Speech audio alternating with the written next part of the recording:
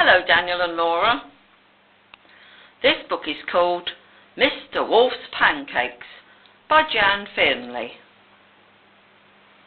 One day, Mr. Wolf was feeling hungry. He fancied some pancakes.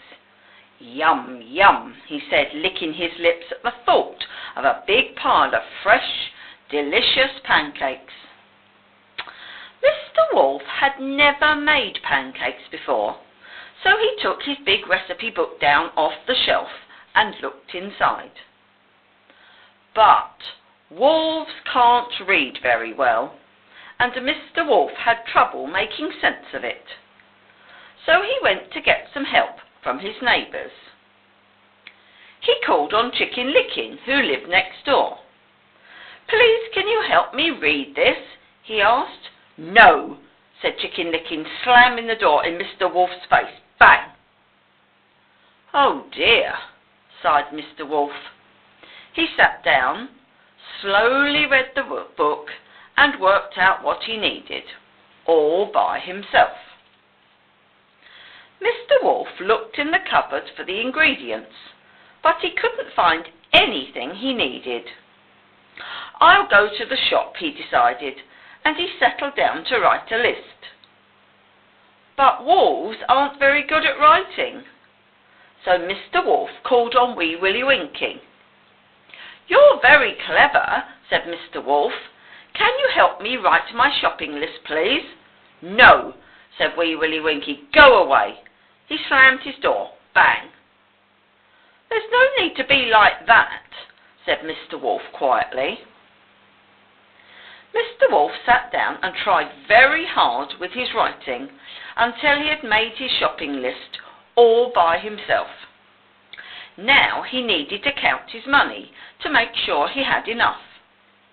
But wolves aren't very good at counting, so he went to the gingerbread man for some help. "Can you help me count my money, please?" he asked politely. "No, I'm too busy to bother with you," said the gingerbread man, slamming his door. Bang!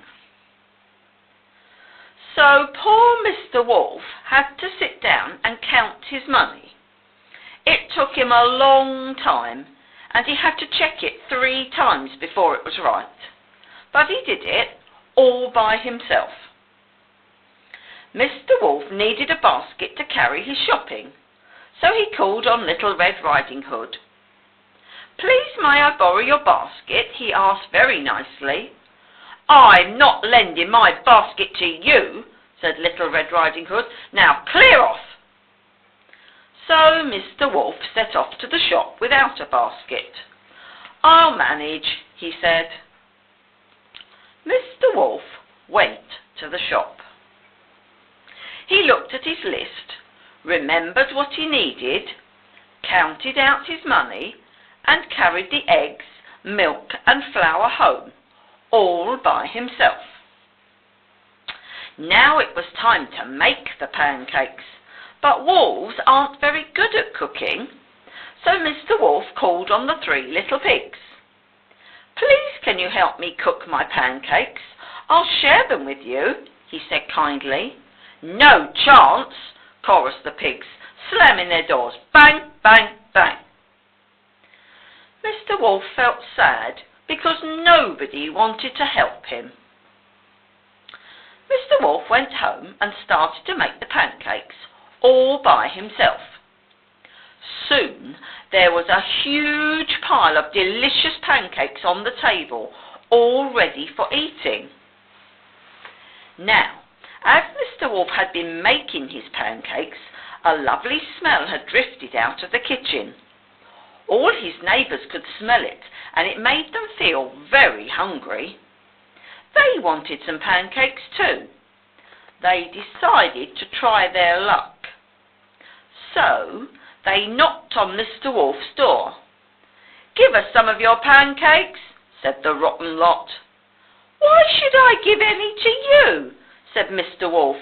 "Not one of you would help me."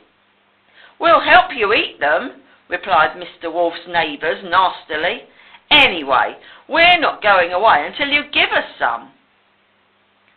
Mr. Wolf thought very hard for a moment. There was only one decent thing to do. "Oh, very well then," he sighed, "you had better come in." Mr. Wolf opened the door wide, and whoosh! His greedy neighbours rudely pushed him aside and dashed down the hall. Mr. Wolf shook his head, shrugged his shoulders, followed them into the kitchen, and when they were all in, Mr. Wolf gobbled them up, snippety-snappety. That was the end of his unhelpful neighbours. And then, with his tummy bulging but not quite full, Mr. Wolf sat down to eat his pile of pancakes, and he did it all by himself. Well, there was nobody else around.